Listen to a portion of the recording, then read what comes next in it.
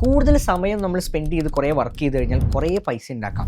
അല്ലെങ്കിൽ എല്ലാ കാര്യങ്ങളും ഞാൻ തന്നെ ഓടി നടന്ന് ചെയ്ത് കഴിഞ്ഞാൽ അത്രയും പൈസ കൂടി എനിക്ക് ലാഭിക്കാം. ഇങ്ങനെ പലരും ചിന്തിച്ചുകൊണ്ട് ബിസിനസ് ചെയ്യുന്ന ആൾക്കാരുണ്ട്, അല്ലെങ്കിൽ ബിസിനസ് തുടങ്ങുന്ന ആൾക്കാരുണ്ട്. ഇതിൽ നിങ്ങൾ മനസ്സിലാക്കേണ്ട ഒരു കാര്യം എന്ന് പറയുന്നത്, ഇതിനൊരു സീലിംഗ് ലിമിറ്റ് ഉണ്ട്. നിങ്ങളുടെ പേഴ്സണൽ ടൈമും പ്രൊഫഷണൽ ടൈമും ഒക്കെ തീരുന്നിടത്ത് നിൽക്കും നിങ്ങളുടെ ബിസിനസ്. അതിനപ്പുറത്തോട്ട് ഒരു സ്റ്റെപ്പ് എടുത്ത് വെക്കാൻ പോലും നിങ്ങളെ കൊണ്ട് പറ്റില്ല. അപ്പം ഇങ്ങനെ വരുന്ന സ്വാഭാവികമായിട്ടൊരു ബിസിനസ് ഇങ്ങനെയാണ് നിങ്ങൾ ഓടിക്കാൻ ഉദ്ദേശിക്കണമെങ്കിൽ, അല്ലെങ്കിൽ നിങ്ങൾ തന്നെ ഒറ്റയ്ക്ക് എല്ലാം ചെയ്ത് ഒറ്റയ്ക്ക് തന്നെ ബിൽഡ് ചെയ്ത് ഒറ്റയ്ക്ക് തന്നെ മാർക്കറ്റ് ചെയ്ത് ഒറ്റയ്ക്ക് തന്നെ സെയിൽസ് ചെയ്ത് പോകാനാണ് ഉദ്ദേശിക്കുന്നതെങ്കിൽ, നിങ്ങൾ തീരുന്നിടത്ത് നിങ്ങളുടെ ബിസിനസ്സും തീരും. അതായത് നിങ്ങളുടെ സമയം തീരുന്നിടത്ത് നിങ്ങളുടെ ബിസിനസ്സും തീരുന്നതാണ്. അവിടെ നിങ്ങൾ തന്നെ നിങ്ങളുടെ കമ്പനിയുടെ, നിങ്ങളുടെ ബിസിനസ്സിൻ്റെ, നിങ്ങളുടെ സ്റ്റാർട്ടപ്പിൻ്റെ ഏറ്റവും വലിയ ബോട്ടിലേക്കായിട്ട് മാറും എന്നുള്ള സിനാരിയോ ആണ്. നമ്മൾ ഇന്നിവിടെ സംസാരിക്കാൻ വേണ്ടി പോകുന്ന ടോപ്പിക്കും ഇതിനെക്കുറിച്ചാണ്. നമ്മൾ മെക്കൻസി ഒക്കെ പറയുന്ന ഒരു തിയറി ഉണ്ട്.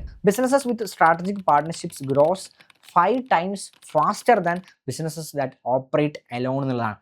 അതായത് ചില സമയങ്ങളിൽ സ്പെഷ്യലി നമുക്ക് ഗ്രോത്ത് ഉണ്ടാവണം എന്നുണ്ടെങ്കിൽ നമ്മൾ എത്രത്തോളം കൊളാബറേറ്റ് ചെയ്യുന്നുണ്ട്, എത്രത്തോളം നമ്മൾ കൊളാബറേറ്റ് ചെയ്ത് വർക്ക് ചെയ്യുന്നുണ്ട്, മറ്റുള്ള ആളുകളെ നമ്മളിലോട്ട് കൂട്ടുന്നുണ്ട്, അവരും കൂടെ അതിനു വേണ്ടിയിട്ട് വർക്ക് ചെയ്യുന്നുണ്ട് എന്നതിനനുസരിച്ച് നമ്മൾ ഉദ്ദേശിക്കുന്ന ടൈമിൽ, ഇപ്പോൾ നമ്മൾ ഒരു കൊല്ലം കൊണ്ട് എത്താൻ ഉദ്ദേശിക്കുന്ന ഒരു വിഷൻ ഉണ്ടാവുമല്ലോ, അല്ലെങ്കിൽ ഒരു 10 കൊല്ലം കൊണ്ട് നമ്മൾ എത്താൻ ഉദ്ദേശിക്കുന്ന ഒരു വിഷൻ ഉണ്ടല്ലോ, അത് നമുക്കൊരു 3 വർഷം കൊണ്ടോ 2 വർഷം കൊണ്ടോ എത്താൻ പറ്റുന്ന സാഹചര്യം ഇന്നത്തെ മാർക്കറ്റിൽ ഉണ്ട് എന്നുള്ളതാണ്. ഇത് പണ്ടൊക്കെ ആണെങ്കിൽ നമ്മളെ സംബന്ധിച്ച് നമുക്കിത് മെല്ലെ ചെയ്താൽ മതി, 10 വർഷം കൊണ്ട് എനിക്ക് ബിസിനസ് ചെയ്താൽ മതി, 10 വർഷം കൊണ്ട് ചെയ്താൽ മതി, പ്രശ്നമില്ല, ആർക്കും പരാതിയില്ല. പക്ഷേ ഇന്നത്തെ മാർക്കറ്റിൽ അങ്ങനെയല്ല. നിങ്ങളിത് 10 കൊല്ലം കൊണ്ട് ചെയ്താൽ മതി എന്ന് പറഞ്ഞ് പോവുകയാണെന്നുണ്ടെങ്കിൽ, ഇപ്പുറത്ത് നല്ല ടാലന്റഡ് ആയിട്ടുള്ള ആളുകൾ വന്നുകൊണ്ട് നല്ല ടാലന്റഡ് ആയിട്ടുള്ള ആളുകളുമായിട്ട് കൊളാബറേറ്റ് ചെയ്ത് വർക്ക് ചെയ്ത് നിങ്ങളെക്കാൾ വേഗത്തിൽ, നിങ്ങളെക്കാൾ 5 ഇരട്ടി അല്ലെങ്കിൽ 10 ഇരട്ടി വേഗത്തിൽ ബിസിനസ് ബിൽഡ് ചെയ്യുകയും നിങ്ങളുടെ മാർക്കറ്റിലെ ഓപ്പർച്യൂണിറ്റി മിസ്സാവുകയും ചെയ്യുന്ന സിനാരിയോസ് ഉണ്ടാവുന്നതാണ്. അപ്പോൾ നമ്മൾ ഇവിടെ നിന്ന് സംസാരിക്കാൻ വേണ്ടി പോകുന്നത് സ്ട്രാറ്റജിക് പാർട്ട്ണർഷിപ്സുകളെ കുറിച്ചാണ്, അത്തരത്തിലുള്ള കൊളാബറേഷൻസുകളെ കുറിച്ചാണ്. അപ്പോൾ പല ആളുകളും നമ്മളോട് സംസാരിക്കുമ്പോൾ പറയാറുള്ള ഒരു കാര്യമാണ്, നമുക്ക് അങ്ങനെ കൊളാബറേറ്റ് ചെയ്യണം, ഇങ്ങനെ കൊളാബറേറ്റ് ചെയ്യണം, അങ്ങനെ വർക്കൗട്ട് ചെയ്യണം എന്നൊക്കെ പറയാറുണ്ട്. അപ്പം ഞാൻ പേഴ്സണലി ഈ ടോപ്പിക്കിനെ കുറിച്ച് സംസാരിക്കുമ്പോൾ എനിക്ക് പറയാനുള്ള കുറച്ച് കാര്യങ്ങൾ കൂടി ഉണ്ട്.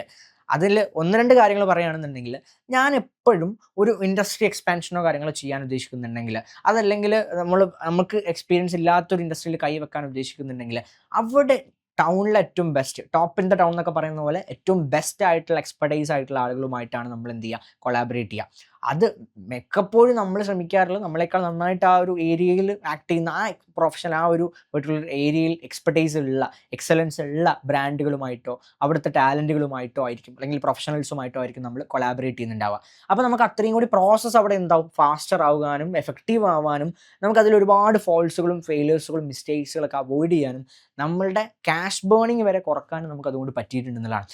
സത്യം പറഞ്ഞു കഴിഞ്ഞാൽ നമുക്കൊരു 3 വർഷം കൊണ്ട് എത്താവുന്നത് 1 വർഷം കൊണ്ടോ അതിൽ താഴെ സമയം കൊണ്ട് നമുക്ക് എത്താൻ പറ്റിയിട്ടുള്ളത് പലപ്പോഴും ഇങ്ങനത്തെ കൊളാബറേഷൻസുകൾ നമ്മൾ ചെയ്തുകൊണ്ടാണ്. അപ്പോൾ എന്നെയും റാക്കിനെയും സംബന്ധിച്ചിടത്തോളം ഇത് വളരെ ഇമ്പോർട്ടൻ്റ് ആയിട്ടുള്ളൊരു കാര്യമാണ് ഈ സ്ട്രാറ്റജിക് അലയൻസ് അല്ലെങ്കിൽ സ്ട്രാറ്റജിക് പാർട്ട്ണർഷിപ്സുകൾ എന്ന് പറയുന്നത്.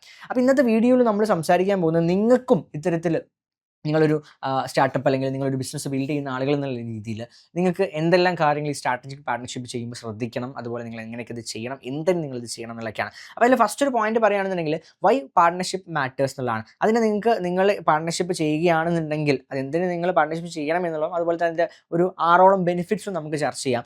അതുപോലെ തന്നെ ഇതിൻ്റെ 6 ടൈപ്പ് ഓഫ് പാർട്ട്ണർഷിപ്സ് നമുക്ക് ചർച്ച ചെയ്യാം. അതുപോലെ തന്നെ ഇതിൻ്റെ ഒരു 12 റൂൾസ് ഉണ്ട്, അതും നമുക്ക് ചർച്ച ചെയ്യാം. അതുപോലെ 4 സ്റ്റെപ്പ് എക്സിക്യൂഷൻ പ്ലേ ബുക്ക്, ഇങ്ങനെ 4 ഏരിയാസാണ് നമ്മൾ ഇന്ന് ഈ വീഡിയോയിൽ ഡിസ്കസ് ചെയ്യാൻ വേണ്ടി പോകുന്നത്. അപ്പോൾ തീർച്ചയായിട്ടും നിങ്ങളൊരു ഗ്രോ ചെയ്യണം എന്ന് ആഗ്രഹിക്കുന്ന ബിസിനസ് ഓണർ ആണെങ്കിൽ, സ്റ്റാർട്ടപ്പ് ഫൗണ്ടർ ആണെങ്കിൽ, ഈ വീഡിയോ നിങ്ങൾ മുഴുവനായിട്ടും കാണാമെന്നുള്ളതാണ്. അപ്പോൾ നമുക്ക് ടോപ്പിക്കുകളിലോട്ട് നോക്കുന്ന സമയത്ത്, എന്താണ് ഒരു സ്ട്രാറ്റജിക് പാർട്ട്ണർഷിപ്പ് എന്ന് പറയുന്നത്? ശരിക്കും സാധാരണ ഒരു ബിസിനസ് ട്രാൻസാക്ഷൻ പോലെയല്ല, സാധാരണ ഒരു ബിസിനസ് B2B ചെയ്യുന്ന പോലെയല്ല ഒരു ബിസിനസ് പാർട്ട്ണർഷിപ്പ് എന്ന് പറയുന്നത്. സ്ട്രാറ്റജിക് പാർട്ട്ണർഷിപ്പ് എന്ന് പറയുന്നത് ഒരു ഡിഫറൻ്റ് ആയിട്ടുള്ള 2 കമ്പനീസ് ഒരൊറ്റ ഗോൾ അച്ചീവ് ചെയ്യുന്നതിന് വേണ്ടിയിട്ട്, ഒരൊറ്റ വിഷൻ അച്ചീവ് ചെയ്യുന്നതിന് വേണ്ടിയിട്ട് ഒരുമിച്ച് വർക്ക് ചെയ്യുന്നതിനെയാണ് ഒരു സ്ട്രാറ്റജിക് പാർട്ട്ണർഷിപ്പ് അല്ലെങ്കിൽ സ്ട്രാറ്റജിക് അലയൻസ് എന്ന് നമ്മൾ പറയുന്നത്. അപ്പോൾ ഇവിടെ ലക്ഷ്യം ഒന്ന് മാത്രമാണ്, 2 പേർക്കും കൂടി ഒറ്റയ്ക്ക് കിട്ടുന്നതിനേക്കാൾ വലിയൊരു റിസൾട്ട് ഒന്നിച്ചാവുമ്പോൾ നമുക്ക് എന്ത് ചെയ്യാൻ പറ്റും, എടുക്കാൻ വേണ്ടി പറ്റുന്നതാണ്. നമ്മളെപ്പോഴും പറയില്ല, ഒരുമിച്ച് ഒരു കൂട്ടായ്മയായിട്ട് ചെയ്യുമ്പോൾ അതിൻ്റേതായ ഒരു ഔട്ട്പുട്ട് ബെനിഫിറ്റ് അതിലുണ്ടാവും എന്നുള്ളതാണ്, അല്ലേ? അതൊന്നും കൂടി ബെറ്റർ ആയിട്ടുള്ള റിസൾട്ട് നമുക്ക് ഉണ്ടാക്കാൻ വേണ്ടി പറ്റുന്നതാണ്. അപ്പോൾ ഇത്തരത്തിൽ പ്രവർത്തിക്കുന്ന സമയത്ത് ഓരോ കമ്പനിക്കും അവരുടേതായ പ്രത്യേകതകൾ, സ്ട്രെങ്ത്തുകൾ ഉണ്ടായിരിക്കും.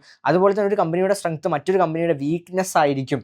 അതൊരു പോയിന്റാണ്. കാരണം ഒരേപോലത്തെ 2 കമ്പനീസ് കൊളാബറേറ്റ് ചെയ്യുന്നതിൽ ചിലപ്പോൾ വലിയ കാര്യമൊന്നും ഉണ്ടാവില്ല. പക്ഷേ ഒരു കമ്പനിക്ക് ഇന്ന ഏരിയയിൽ വീക്കറാണ്, പക്ഷേ ഇന്ന ഏരിയയിൽ ബെസ്റ്റ് ആയിട്ടുള്ള ഒരു കമ്പനി ആയിട്ട് വരികയാണ്. അപ്പോൾ ഇവർ 2 കൂടി കൊളാബറേറ്റ് ചെയ്യുമ്പോൾ ഇവരുടെ ഗോൾ അലൈൻഡ് ആവുകയും ഇവർ ഇന്നൊരു പെർട്ടിക്കുലർ കാര്യം അച്ചീവ് ചെയ്യാൻ ട്രൈ ചെയ്യുകയാണെന്നുണ്ടെങ്കിൽ അത് പെട്ടെന്ന് അടിപൊളിയായിട്ട് അച്ചീവ് ചെയ്യാനും അവർക്ക് പറ്റുന്നതാണ്. ഇതാണ് ഈ സ്ട്രാറ്റജിക് പാർട്ട്ണർഷിപ്പുകൾ എന്തുകൊണ്ട് ചെയ്യണം, അല്ലെങ്കിൽ എന്താണ് എന്ന് നിങ്ങൾ മനസ്സിലാക്കേണ്ടതെന്നുള്ളതാണ്. അതിൽ നമ്മൾ ഒരു 6 ടൈപ്പ് ഓഫ് പാർട്ണർഷിപ്സിലോട്ട് നോക്കുകയാണെന്നുണ്ടെങ്കിൽ അത് നമ്മൾ ഫസ്റ്റ് വൺ എന്ന് പറയുന്നത് ജോയിന്റ് വെഞ്ചർ എന്നുള്ളതാണ്. നമുക്കിവിടെ നമ്മുടെ ലോക്കലി ലാൻഡ് ഡീൽസുകളിലൊക്കെ നിങ്ങൾ ഒരുപാട് കാണുന്ന ലാൻഡ് പ്രോജക്ട്സുകളിലൊക്കെ ഒരുപാട് കാണുന്ന മെത്തേഡാണ് ജോയിന്റ് വെഞ്ചർ അല്ലെങ്കിൽ JV എന്ന് പറയുന്നത്. അതായത് ഫോർ എക്സാമ്പിൾ പറയുകയാണെങ്കിൽ ഒരു സ്പെഷ്യൽ പ്രോജക്റ്റ്, ഈ സ്പെഷ്യൽ പ്രോജക്റ്റിന് വേണ്ടി മാത്രം ഒരു കമ്പനിയുമായി ചേർന്ന് ഒരു പുതിയ എൻറ്റിറ്റി രൂപീകരിക്കും. അതായത് ഫോർ എക്സാമ്പിൾ പറയുകയാണെങ്കിൽ എനിക്കൊരു വില്ല പ്രോജക്റ്റ് ചെയ്യണം, എൻ്റെ കയ്യിലൊരു ലാൻഡ് ഉണ്ട്. ഈ പ്രൊജക്റ്റ് ചെയ്യുന്നതിൻ്റെ ഭാഗമായിട്ട് ഒരു കമ്പനിയാണ് ഈ ലാൻഡ് വന്നിട്ട് എന്ത് ചെയ്യുന്നത്, ഡെവലപ്പ് ചെയ്യുന്നത്. അപ്പോൾ ഈ ലാൻഡുള്ള ഞാനും അല്ലെങ്കിൽ ഇതിൽ ഇൻവെസ്റ്റ് ചെയ്യുന്ന ഒരാളും ഈ പ്രൊഡക്റ്റ് ഡെവലപ്പ് ചെയ്യുന്ന ഡെവലപ്പേഴ്സ് ആയിട്ടുള്ള കമ്പനിയും എല്ലാവരും കൂടി ചേർന്നുകൊണ്ട് ഒരു പുതിയ കമ്പനി JV ജോയിന്റ് വെഞ്ചർ രൂപീകരിച്ചുകൊണ്ട് അതിൻ്റെ അകത്ത് നമ്മൾ കൊളാബറേറ്റ് ചെയ്യും. ഇത് ഞാനല്ല, ഒരു കമ്പനിയാണെന്നുണ്ടെങ്കിൽ 2 കമ്പനീസ് തമ്മിൽ കൊളാബറേറ്റ് ചെയ്തുകൊണ്ട് ഈ ഒരു പെർട്ടിക്കുലർ പ്രോജക്റ്റിന് വേണ്ടി, ഞാനൊരു ലാൻഡിൻ്റെ എക്സാമ്പിൾ പറഞ്ഞപ്പോൾ നിങ്ങളൊരു പ്രൊജക്റ്റ് ആണെന്നുണ്ടെങ്കിൽ ആ പ്രൊജക്റ്റിന് വേണ്ടിയിട്ട് ഈ കമ്പനീസ് ഒരുമിച്ച് പാർട്ണർ ചെയ്തുകൊണ്ട് ഈ ബിസിനസ് ബിൽഡ് ചെയ്യുന്ന രീതി അല്ലെങ്കിൽ ഈ ജോയിന്റ് വെഞ്ചർ ബിൽഡ് ചെയ്യുന്ന രീതിയിലാണ്. റിയൽ എസ്റ്റേറ്റിലാണ് കൂടുതലും ഈ ഒരു സ്ട്രക്ചർ കൺസ്ട്രക്ഷൻ കമ്പനികളും കാര്യങ്ങളൊക്കെയാണ് ഈ ഒരു പ്രൊജക്റ്റുകളിൽ ചെയ്യുന്നത് നമ്മൾ കാണാറുള്ളത് എന്നുള്ളതാണ്. രണ്ടാമത് ടൈപ്പ് 2 നോക്കുന്ന സമയത്ത് ഇക്വിറ്റി പാർട്ണർഷിപ്പ് എന്നുള്ളതാണ്. ഇക്വിറ്റി പാർട്ണർഷിപ്പിൽ വരുന്ന സമയത്ത് ഒരു കമ്പനി മറ്റൊരു കമ്പനിയിൽ ഡയറക്റ്റ് ആയിട്ട് ക്യാപിറ്റൽ ഇൻവെസ്റ്റ് ചെയ്യാം. ഫോർ എക്സാമ്പിൾ പറയുകയാണെന്നുണ്ടെങ്കിൽ ഇവർ 2 പേരും സക്സസിന് വേണ്ടി ബിസിനസ് ബിൽഡ് ചെയ്തുകൊണ്ടിരിക്കുന്ന ആൾക്കാരായിരിക്കും. ഇപ്പോൾ എക്സാമ്പിൾ ഒരു സിമിലർ എക്സാമ്പിൾ പറയുകയാണെങ്കിൽ ഇപ്പോൾ റാക്കിൻ്റെ തന്നെ എക്സാമ്പിൾ എടുക്കാം. റാക്കിൽ നമ്മൾ ഒരുപാട് കമ്പനീസിൽ സ്റ്റാർട്ടപ്പുകളിലും അതുപോലെ തന്നെ റണ്ണിങ് പ്രോജക്ട്സുകളിലൊക്കെ ബിൽഡിലും ഓപ്പറേറ്റിലും നമ്മൾ പല പ്രോജക്ട്സുകളും ഇൻവെസ്റ്റ് ചെയ്യുന്നതായിട്ടുണ്ട്. അപ്പോൾ ഈ ഇൻവെസ്റ്റ് ചെയ്യുന്ന സമയത്ത് റാക്ക് ഒരു കമ്പനിയാണ്, അതും ഒരു കമ്പനിയാണ്. ആ കമ്പനിയിലോട്ടാണ് നമ്മൾ ഇൻവെസ്റ്റ് ചെയ്യുന്നത്. അപ്പോൾ ഒരു കമ്പനിയിൽ ഇൻവെസ്റ്റ് ചെയ്തുകൊണ്ട് ആ കമ്പനിയുടെ ഇക്വിറ്റി ഹോൾഡ് ചെയ്തുകൊണ്ട് ബിസിനസ് ബിൽഡ് ചെയ്യുന്ന മെത്തേഡ്സ് ഉണ്ട്. ഇങ്ങനെയും സ്ട്രാറ്റജിക് പാർട്ണർഷിപ്സുകൾ നമ്മൾ ചെയ്യാറുണ്ടെന്നുള്ളതാണ്. അപ്പോൾ അവിടെ നമ്മൾ സ്വാഭാവികമായിട്ടും ഇതിൻ്റെ ഡിസിഷൻ മേക്കിങ്ങിലും അതുപോലെ തന്നെ ഇതിൻ്റെ വർക്കിംഗ് കാര്യങ്ങളിലൊക്കെ അതിൻ്റേതായ ക്ലോസുകളും കാര്യങ്ങളൊക്കെ വെച്ചിട്ടുണ്ടാവും. ചിലപ്പോൾ ഈക്വലി വർക്കിങ്ങിൻ്റെ കാര്യങ്ങളുണ്ടാവും, അതുപോലെ തന്നെ ഡിസിഷൻ മേക്കിങ്ങിൽ അതോറിറ്റി ഉള്ളതുണ്ടാവും, ഇല്ലാത്തതുണ്ടാവും. അതിനനുസരിച്ചൊക്കെ ആയിരിക്കും ഇതിൻ്റെ ഇക്വിറ്റി ഡയലൂഷൻസും കാര്യങ്ങളൊക്കെ ഉണ്ടാവുക എന്നുള്ളതാണ്. അടുത്തൊരു പോയിന്റ് വരുന്നത് ടെക്നോളജി പാർട്ണർഷിപ്പ് എന്നുള്ളതാണ്. ഇപ്പോൾ എക്സാമ്പിൾ പറയുകയാണെങ്കിൽ ഒരു സോഫ്റ്റ്വെയർ അല്ലെങ്കിൽ ഒരു അത്തരത്തിലുള്ള പാർട്ണർഷിപ്സുകളാണ് ഇതിൽ വരുന്നത് എന്നുള്ളതാണ്. ഇപ്പോൾ ഒരു എക്സാമ്പിൾ നിങ്ങളൊരു കമ്പനിയുടെ ഒരു ബെസ്റ്റ് പ്രൊഡക്റ്റ് ആണ്, നിങ്ങളുടെ പ്രൊഡക്റ്റ് ഒരു ടെക് ഇൻഫ്രാസ്ട്രക്ചർ ഇല്ലാത്ത സിറ്റുവേഷനിലാണ് നിങ്ങളുടെ പ്രൊഡക്റ്റ് പോകുന്നതായിരിക്കാം. പക്ഷേ നിങ്ങൾക്കൊരു ടെക് ഇൻഫ്രാസ്ട്രക്ചറിൻ്റെ റിക്വയർമെൻറ്റ് ഉണ്ട്. ഒരു 40 ലക്ഷം രൂപ നിങ്ങളുടെ ആപ്പ് ഡെവലപ്പ് ചെയ്യുന്ന ഒരു സ്റ്റാർട്ടപ്പാണ് നിങ്ങൾ ബിൽഡ് ചെയ്യുന്നിരിക്കുക. ഏറ്റവും ബേസിക്കലി ഞാൻ എക്സാമ്പിൾ പറഞ്ഞുതരാം. നിങ്ങളൊരു സ്റ്റാർട്ടപ്പ് ബിൽഡ് ചെയ്യാണ്, നിങ്ങൾക്ക് 40 ലക്ഷം രൂപയോളം വരും. നിങ്ങൾ ഉദ്ദേശിക്കുന്ന ലെവലിൽ നിങ്ങളുടെ ആപ്പ് ഫുള്ളി ഡെവലപ്പ് ചെയ്ത് കൊണ്ടുവരാം. നിങ്ങൾ അതിൻ്റെ ഒരു MVP ഒക്കെ ഡെവലപ്പ് ചെയ്ത് മാർക്കറ്റിൽ ടെസ്റ്റ് ഒക്കെ ചെയ്ത് വാലിഡേറ്റ് ചെയ്ത് അതിൻ്റെ ഫുൾ പ്രൊഡക്റ്റ് ബിൽഡ് ചെയ്യാൻ നിൽക്കുകയാണ്. PMF ആക്കി നിൽക്കുന്ന ഒരു സിനാരിയോ ആണ്. ഇവിടെ നിങ്ങൾക്ക് ഈ ഒരു ഡാറ്റയും കാര്യങ്ങളും വെച്ച് ഒരു ടെക് കമ്പനിയുമായിട്ട് അപ്രോച്ച് ചെയ്ത് പാർട്ണർ ചെയ്യുകയാണെന്നുണ്ടെങ്കിൽ ആ 40 lakh rupeesൻ്റെ പ്രൊഡക്റ്റ് അവർ ഡെവലപ്പ് ചെയ്ത് തരുന്നതിന് അഗെയിൻസ്റ്റ് അത് അവരുടെ ഇൻവെസ്റ്റ്മെൻറ്റ് ആക്കി കണക്കാക്കിക്കൊണ്ട് അല്ലെങ്കിൽ അത് അവരുടെ പാർട്ണർഷിപ്പായി കണക്കാക്കിക്കൊണ്ട് അതിനുള്ള ഇക്വിറ്റി അവർക്ക് ഓഫർ ചെയ്തുകൊണ്ട് ഇത്തരത്തിലുള്ള ടെക് പാർട്ണർഷിപ്സുകൾ എന്ത് ചെയ്യാറുണ്ട്, പലപ്പോഴും ചെയ്യാറുണ്ട്. അപ്പോൾ നമ്മളെ സംബന്ധിച്ചിടത്തോളം നമ്മൾ ഇൻവെസ്റ്റ്മെൻറ്റ് ഇല്ലാതെ തന്നെ നമുക്ക് എന്ത് ചെയ്യാൻ പറ്റി, നമ്മുടെ പ്രോഡക്റ്റ് മാർക്കറ്റിൽ എത്തിക്കാൻ പറ്റുകയും നമ്മുടെ സെയിം ഗോൾ 2 കൂട്ടർക്ക് അച്ചീവ് ചെയ്യാൻ പറ്റും. 2 കൂട്ടർക്ക് മിൻ ഓൺ മിൻ എന്നുള്ള രീതിയിൽ അതിൽ ബെനിഫിറ്റ്സ് ഉണ്ടാക്കാനും പാർട്ണർഷിപ്സുകൾ അവിടെ ചെയ്യാൻ വേണ്ടി പറ്റുന്നതാണ്. അതുപോലെ തന്നെ നമുക്ക് മാർക്കറ്റിംഗ് പാർട്ണർഷിപ്സുകളും അതുപോലെ തന്നെയുള്ള ഒരു എക്സാമ്പിളാണ്. കാരണം ഇപ്പോൾ കോ ബ്രാൻഡിങ് അല്ലെങ്കിൽ ജോയിന്റ് ഇവന്റ്സുകൾ, ക്രോസ് പ്രൊമോഷൻസുകൾ, അതുപോലെ തന്നെ 2 ഡിഫറൻറ്റ് ബിസിനസ്സുകൾ നമ്മളെ സംബന്ധിച്ചിടത്തോളം ഒരേ ഒരു കസ്റ്റമറിനെ സർവ് ചെയ്യുന്ന, അതായത് ICP മോഡലൊക്കെ ഉണ്ടാവും, ഒരേ കസ്റ്റമറിനെ സർവ് ചെയ്യുന്ന 2 ബിസിനസ്സുകൾ ഉണ്ടാവും. ഇത്തരം ആളുകൾക്കൊക്കെ ഒരുമിച്ച് നിന്നുകൊണ്ട് മാർക്കറ്റിംഗ് ക്യാമ്പയിൻസുകൾ ചെയ്യുകയാണെന്നുണ്ടെങ്കിൽ, അസോസിയേറ്റ് ചെയ്തുകൊണ്ട് മാർക്കറ്റിംഗ് ക്യാമ്പയിൻസുകൾ ചെയ്യുകയാണെന്നുണ്ടെങ്കിൽ, ഇപ്പോൾ ഒരു ഇവന്റ് ഒക്കെ നടക്കുമ്പോൾ ഒരുപാട് ബ്രാൻഡ്സുകളിൽ എന്ത് ചെയ്യാറുണ്ട്, അസോസിയേറ്റ് ചെയ്യാറുണ്ട്. എല്ലാവരും കൂടി ഒരുമിച്ച് നിന്നുകൊണ്ടാണ് ഇവന്റ് സക്സസ്ഫുള്ളി അവർക്ക് നടത്താൻ പറ്റിയത്. അവർക്ക് എല്ലാവർക്കും കസ്റ്റമേഴ്സിന് കിട്ടി, എല്ലാവർക്കും ബെനിഫിറ്റ്സുകൾ കിട്ടി. അത്തരത്തിലുള്ള മാർക്കറ്റിംഗ് പാർട്ണർഷിപ്സുകളും നമുക്ക് അറിയാൻ പറ്റുന്നതാണ്. അപ്പോൾ അത്തരത്തിലുള്ള സ്ട്രാറ്റജിക് പാർട്ണർഷിപ്പുകളും നമുക്ക് എന്ത് ചെയ്യാൻ വേണ്ടി പറ്റുന്നതാണ്. ഇപ്പോൾ ഒരു സ്റ്റാർട്ടപ്പിനെ സംബന്ധിച്ചിടത്തോളം മാർക്കറ്റിംഗ് ഒന്നും അത്ര അഫോർഡബിൾ ആയിട്ടുള്ള, വലിയ സ്കെയിൽ മാർക്കറ്റിംഗ് ഒന്നും അത്ര അഫോർഡബിൾ ആയിട്ട് ഒരു കാര്യമായിരിക്കില്ല. ഒരു 4-5 സ്റ്റാർട്ടപ്പുകൾ ഒരുമിച്ച് നിന്ന് അതിനെ ചെയ്യുകയാണെന്നുണ്ടെങ്കിൽ അവർക്ക് അത് അഫോർഡബിൾ ആവുകയും ചെയ്യും. ഡിഫറൻറ്റ് ബിസിനസ്സുകൾ ഒരേ ടാർഗറ്റ് ഓഡിയൻസ് ഒക്കെ ആണെന്നുണ്ടെങ്കിൽ അത് എഫക്റ്റീവായിട്ട് എല്ലാവർക്കും ബെനിഫിറ്റ് ആവുന്ന രീതിയിലേക്ക് ചെയ്യാനും വേണ്ടിയിട്ട് പറ്റുന്നതാണ് നമ്മൾ മനസ്സിലാക്കേണ്ടത്. 5ാമത്തെ ഒരു ടൈപ്പ് നമ്മൾ പറയുകയാണെന്നുണ്ടെങ്കിൽ സപ്ലൈ ചെയിൻ പാർട്ണർഷിപ്സ് എന്നുള്ളതാണ്. അതായത് ഇപ്പോൾ ഒരു എക്സാമ്പിൾ പറയുകയാണെങ്കിൽ ഇപ്പോൾ സപ്ലയറുമായിട്ട് നല്ലൊരു റിലേഷൻഷിപ്പ് നിങ്ങൾ മെയിൻറ്റെയിൻ ചെയ്യുന്നുണ്ടെന്നുണ്ടെങ്കിൽ, നല്ല ഗുഡ് ക്വാളിറ്റിയിൽ ഓൺ ടൈം ഡെലിവറിയിൽ നിങ്ങൾക്ക് അത് പ്രൊവൈഡ് ചെയ്യുന്നുണ്ടെങ്കിൽ,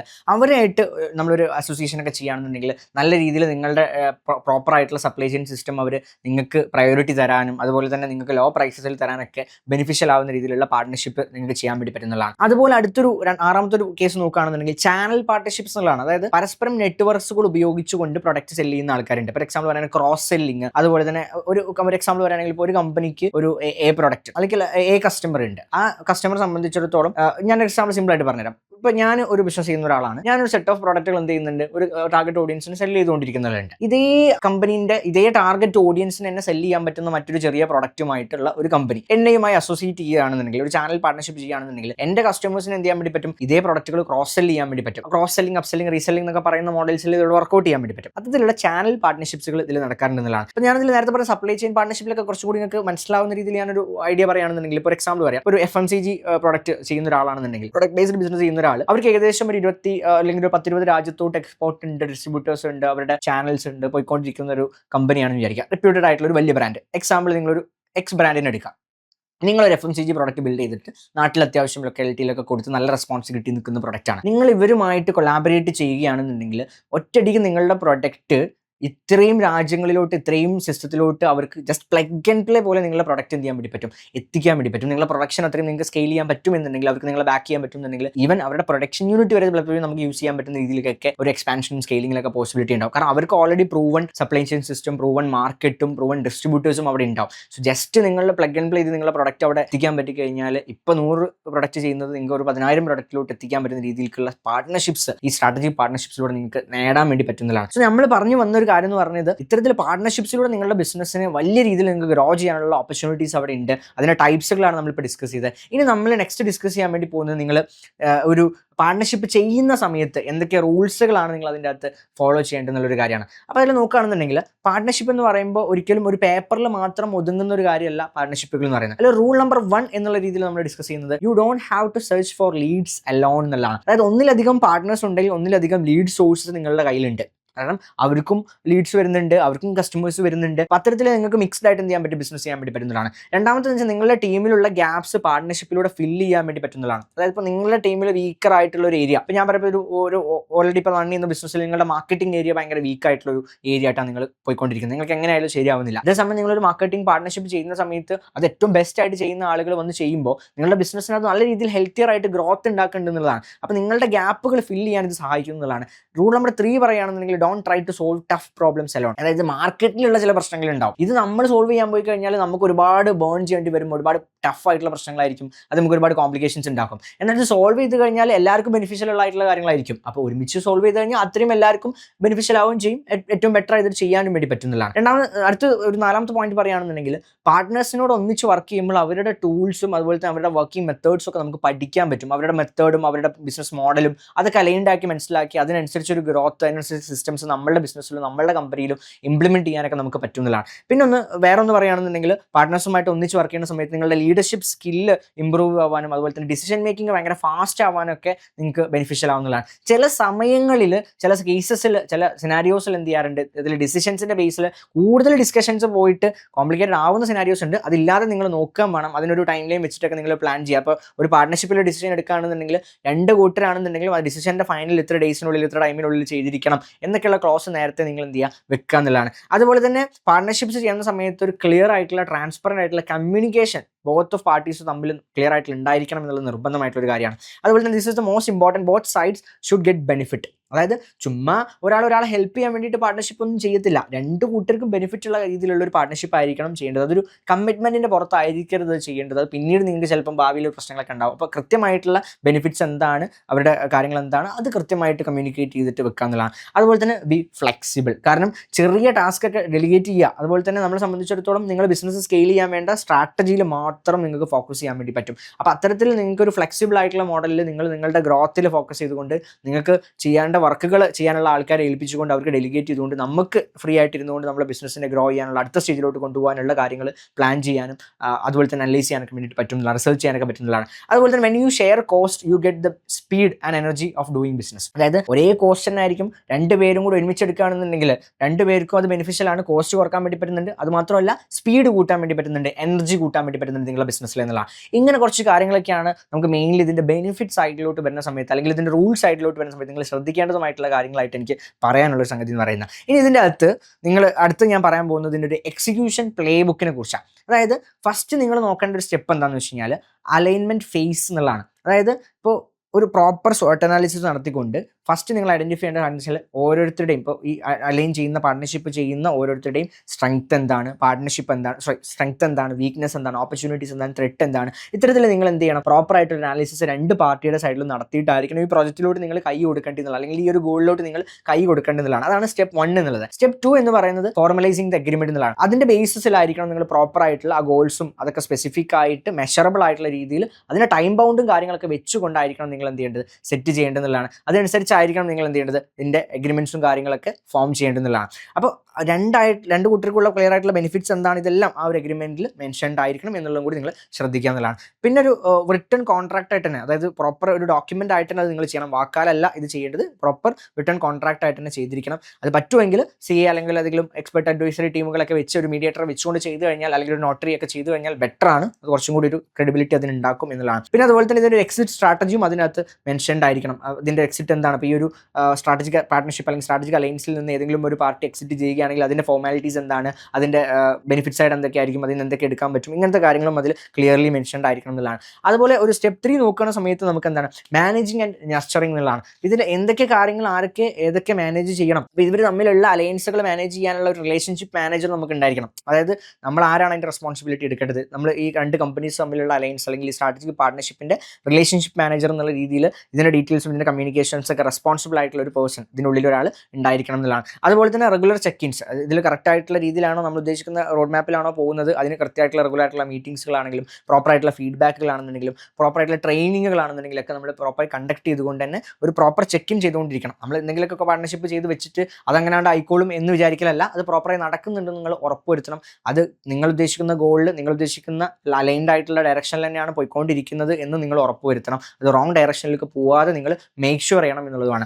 ആൻഡ് സ്റ്റെപ്പ് 4 എന്ന് പറയുന്നത് ഓവർകമ്മിങ് സ്ട്രക്ചറൽ ചലഞ്ചസ് എന്നുള്ളതാണ്. അതായത് പ്രോപ്പർ ആയിട്ടുള്ള KPI ട്രാക്കിംഗ് നിങ്ങൾ മെയിൻറ്റെയിൻ ചെയ്യണം. അതായത് ഒരു ആക്യുറേറ്റ് ആയിട്ടുള്ള അണ്ടർസ്റ്റാൻഡബിൾ ആയിട്ടുള്ള ഹെൽത്തി ആയിട്ടുള്ള ഒരു പാർട്ണർഷിപ്പായിട്ട് നിങ്ങൾക്ക് പോകണമെന്നുണ്ടെങ്കിൽ കറക്റ്റായിട്ട് നിങ്ങളെ KPIs എന്താണോ നമ്മൾ അതിൽ ഔട്ട്കം എക്സ്പെക്ട് ചെയ്യുന്നത് അത് ഫോക്കസ് ചെയ്തുകൊണ്ട് നിങ്ങൾ KPIs ട്രാക്ക് ചെയ്ത് പോകണം എന്നുള്ളതാണ്. അപ്പോൾ അതിനകത്ത് നിങ്ങൾ റെഡ് ഫ്ലാഗ്സ് വാച്ച് ചെയ്യുക എന്നുള്ളൊരു സംഭവം പറയും. അതായത് ഇപ്പോൾ എക്സാമ്പിൾ പറഞ്ഞു കഴിഞ്ഞാൽ ഒരുപാട് എക്സ്പെക്ടേഷൻസ് ഒന്നും നമ്മൾ വെക്കരുത്. നമ്മൾ റിയാലിറ്റിയിൽ നിന്നുകൊണ്ടായിരിക്കണം ഈ ഡിസ്കഷൻസ് ഒക്കെ നടത്തേണ്ടത്. ഭയങ്കരമായി അങ്ങനെ ചെയ്യാം ഇങ്ങനെ ചെയ്യാം എന്നുള്ള വലിയ എക്സ്പെക്ടേഷൻസ് ഒന്നും വെച്ചിട്ടായിരിക്കരുത്. നിങ്ങളുടെ ഒരു ഫോൾസ് ആയിട്ടുള്ള എക്സ്പെക്ടേഷൻസ് ഒന്നും നിങ്ങൾ ഓഫർ ചെയ്യരുത്. അല്ലെങ്കിൽ ഇൻഫർമേഷൻ എക്സ്ചേഞ്ച്, എന്തെങ്കിലും ഒരു കാര്യം ഡിസ്കസ് ചെയ്യുകയാണെങ്കിൽ അത് അപ്പോൾ എക്സ്ചേഞ്ച് ചെയ്യാൻ മാക്സിമം സ്പീഡായിട്ട് ഡിസ്കസ് ചെയ്യാൻ ശ്രമിക്കുക എന്നുള്ളതാണ്. അത് ഡിലേ ആക്കും തോറും അതിൻ്റെ കോംപ്ലിക്കേഷൻസ് കൂടിക്കൊണ്ടിരിക്കും. അപ്പോൾ എന്തെങ്കിലും ഒരു പ്രശ്നം വരികയാണെങ്കിലും ചലഞ്ച് വരികയാണെങ്കിലും അത് എന്ത് തന്നെ ആണെങ്കിലും അത് അങ്ങോട്ടും ഇങ്ങോട്ടും ഓപ്പൺ ആയിട്ട് ട്രാൻസ്പെറൻ്റ് ആയിട്ട് കമ്മ്യൂണിക്കേറ്റ് ചെയ്തിട്ട് തന്നെ ഇത്രയും വേഗം കമ്മ്യൂണിക്കേറ്റ് ചെയ്തുകൊണ്ട് തന്നെ പോകാന്നുള്ളതാണ്. നമ്മൾ പറയും ഡിലേഡ് ഫീഡ്ബാക്കുകൾ വളരെയധികം പ്രശ്നമുള്ളൊരു കാര്യമാണ്. ഫാസ്റ്റർ ഫീഡ്ബാക്കുകൾ എപ്പോഴും നല്ലതാണെന്ന് പറയും. അതുപോലെ തന്നെ ഒരു കൾച്ചറൽ ഡിഫറൻസുകൾ ഇതിൽ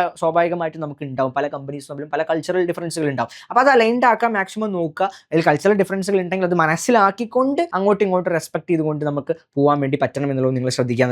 അപ്പോൾ ഇതിൽ ഫ്രിക്ഷൻസ്, എന്തെങ്കിലും തരത്തിലുള്ള ഫ്രിക്ഷൻസ് അങ്ങോട്ടും ഇങ്ങോട്ടും എന്തെങ്കിലുമൊക്കെ ഒരു ഡിസ്കംഫർട്ട് ഫീൽ ചെയ്യുകയാണെന്നുണ്ടെങ്കിൽ അപ്പോൾ അതാരാണോ അതിന് റെസ്പോൺസിബിൾ ആയിട്ടുള്ള ആൾക്കാർ, അതെന്താണോ അതിനുള്ള ഒബ്സ്റ്റക്കിൾസ് എന്താണോ അതപ്പം തന്നെ മാനേജ് ചെയ്തുകൊണ്ട് അതപ്പം തന്നെ പരിഹരിക്കണം. അതല്ല എന്നുണ്ടെങ്കിൽ അത് അതിൻ്റെ ഉള്ളിൽ കിടന്നിട്ട് എന്ത് ചെയ്തുകൊണ്ടിരിക്കും, ഗ്രോ ചെയ്തുകൊണ്ടിരിക്കും. അത് 2 കമ്പനീൻ്റെയും ഹെൽത്തിനൊക്കെ ബാധിക്കുന്ന രീതിയിൽ, ഗ്രോത്തിനും ഹെൽത്തിനൊക്കെ ബാധിക്കുന്ന രീതിയിലേക്ക് എഫക്ട് ചെയ്യും. അപ്പോൾ എന്തെങ്കിലും ഒരു ഫ്രിക്ഷൻ വന്നാൽ അത് ഇമ്മീഡിയറ്റ് ആയിട്ട് ഫിക്സ് ചെയ്യുക എന്നുള്ളത് നിങ്ങൾ എന്ത് ചെയ്യുക, ശ്രദ്ധിക്കുക എന്നുള്ളതാണ്. അപ്പോൾ ചുരുക്കി പറഞ്ഞാൽ ഞാൻ പറഞ്ഞു വന്നതെന്ന് പറയുന്നത് ഇത്രയും കാര്യങ്ങൾ നമ്മൾ സംസാരിച്ചതിൽ നിന്ന് നിങ്ങൾ മനസ്സിലാക്കേണ്ട ഒരു കാര്യം എന്ന് പറയുന്നത്, നിങ്ങളൊരു ബിസിനസ്സുകാരനായിട്ട് ബിസിനസ് ബിൽഡ് ചെയ്ത് പോകുമ്പോൾ അല്ലെങ്കിൽ സ്റ്റാർട്ടപ്പ് ബിൽഡ് ചെയ്ത് പോകുന്ന സമയത്ത് ഇന്നത്തെ കാലത്ത് കോമ്പറ്റീഷൻ അല്ല കൊളാബറേഷൻ ആണ് നമ്മളുടെ ബിസിനസ്സിന്റെ ഗ്രോത്ത് ഉണ്ടാക്കുന്നത്. ഇന്നത്തെ സ്പീഡായിട്ട് പോയിക്കൊണ്ടിരിക്കുന്ന അഗ്രസീവായിട്ട് പോയിക്കൊണ്ടിരിക്കുന്ന മാർക്കറ്റിലും ടെക്നോളജി അഡാപ്ഷൻസിലും ഇത്രയും ഒരുപാട് കാര്യങ്ങൾ ലോകം അത്രയും വേഗത്തിൽ സഞ്ചരിച്ചുകൊണ്ടിരിക്കുമ്പോൾ നമ്മളും കുറച്ചധികം വേഗത്തിൽ സഞ്ചരിക്കേണ്ടതുണ്ട്. അപ്പോൾ അവിടെ നമുക്ക് വേഗത്തിൽ സഞ്ചരിക്കുന്ന സമയത്ത് തട്ടിത്തടഞ്ഞ് വീഴാതിരിക്കാനും നമുക്ക് വലിയ രീതിയിലുള്ള കാര്യങ്ങൾ ചെയ്യാനൊക്കെ ഞാൻ എപ്പോഴും പറയുന്ന ഒരു പോയിന്റാണ്.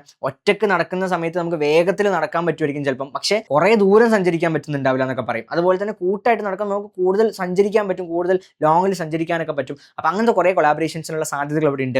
ഞാൻ ഒറ്റ എക്സ്പീരിയൻസും കൂടി പറഞ്ഞിട്ട് ഈ വീഡിയോ കൺക്ലൂഡ് ചെയ്യാണ്. പേഴ്സണലി റാക്കിനെ സംബന്ധിച്ചിടത്തോളം റാക്കിന് എക്സ്പീരിയൻസ് ഇല്ലാത്തൊരു മേഖലയായിരുന്നു കൺസ്ട്രക്ഷൻ മേഖല എന്ന് പറയുന്നത്. റാക്കിന് one of the project Rack startup tower എന്നുള്ളൊരു വെർട്ടിക്കൽ നമുക്ക് ഇവിടെ കാലിക്കറ്റ് കൺസ്ട്രക്ട് ചെയ്യേണ്ടി വന്നപ്പോൾ, ഒരു 10 ഫ്ലോർ ടവർ നമുക്ക് ചെയ്യേണ്ടി വന്ന സമയത്ത് നമ്മളെ വിഷനിൽ നമ്മൾ ദുബായ് ബേസ്ഡ് ആയിട്ടും അതുപോലെ തന്നെ വലിയ രീതിയിലുള്ള സിറ്റീസിലൊക്കെ കാണുന്ന മോഡലിലൊരു കൺസ്ട്രക്ഷൻ ഒരു മോഡലാണ് നമ്മൾ മുന്നോട്ട് അവതരിപ്പിച്ച്. വളരെ യുണീക്ക് ആയിട്ടുള്ള ഒരു മോഡലാണ്. നമുക്ക് മോഡൽ പോലും കാണിച്ചു കൊടുക്കാനില്ലാത്ത ഒരു കോൺസെപ്റ്റ് നമ്മൾ കമ്മ്യൂണിക്കേറ്റ് ചെയ്യുന്ന സമയത്ത് അത് അത്രയും വിഷനറി ആയിട്ടുള്ള അത്രയും ബെസ്റ്റ് ആയിട്ടുള്ള ആളുകൾക്ക് മാത്രമാണ് അത് ചെയ്യാൻ പറ്റുക നമ്മൾ മനസ്സിലാക്കുകയും ഒരുപാട് സ്ട്രഗിൾ ചെയ്തിട്ടാണ് അത്തരത്തിലൊരു ബ്രാൻഡിനെ നമ്മൾ ഫൈൻഡ് ചെയ്യുകയും അവരായിട്ട് നമ്മൾ കൊളാബറേറ്റ് ചെയ്യുകയൊക്കെ ചെയ്തത്. ബിൽഡ് വേൾഡ് കൺസ്ട്രക്ഷൻ എന്ന് പറയുന്ന ഒരു കമ്പനിയുമായിട്ട് 5 സ്റ്റാർ ഹോട്ടൽസും അത്തരത്തിലുള്ള വലിയ പ്രൊജക്റ്റുകൾ ചെയ്യുന്ന കമ്പനിയുമായിട്ട് നമ്മൾ ഒഫീഷ്യലി കൊളാബറേറ്റ് ചെയ്യുകയും അവർ നമ്മൾ കൺസ്ട്രക്ഷൻ പാർട്ണർ ആവുകയും ഒക്കെ ചെയ്ത്. അതുകൊണ്ട് തന്നെ നമുക്ക് ഒരുപാട് ക്യാഷ് നമുക്ക് സേവ് ചെയ്യാൻ പറ്റി, ഒരുപാട് സമയം നമുക്ക് സേവ് ചെയ്യാൻ പറ്റി, ഒരുപാട് അൺവാണ്ടഡ് ഡിസ്കഷൻസ് നമുക്ക് ഒഴിവാക്കാൻ പറ്റി, കൃത്യമായിട്ട് നമ്മളുടെ വിഷൻ എക്സിക്യൂഷനിൽ നമുക്ക് അവിടെ കാണാൻ വേണ്ടി പറ്റി എന്നുള്ളതൊക്കെ നമ്മളെ സംബന്ധിച്ചിടത്തോളം വളരെ പ്രൗഡായിട്ട് സന്തോഷത്തോട് കൂടി വേണ്ടിയിട്ട് പറയുന്ന ഒരു കാര്യമാണ്. അപ്പോൾ ഇത്തരത്തിൽ നിങ്ങൾക്കും ഒരുപാട് ഗ്രോത്ത് ഉണ്ടാക്കാൻ, ഒരുപാട് മേഖലയിൽ നിങ്ങൾക്ക് വളരാൻ നിങ്ങൾക്ക് ഇത്തരത്തിലുള്ള അടിപൊളിയായിട്ടുള്ള സ്ട്രാറ്റജിക് പാർട്ണർഷിപ്പുകൾ ഉണ്ടാവട്ടെ.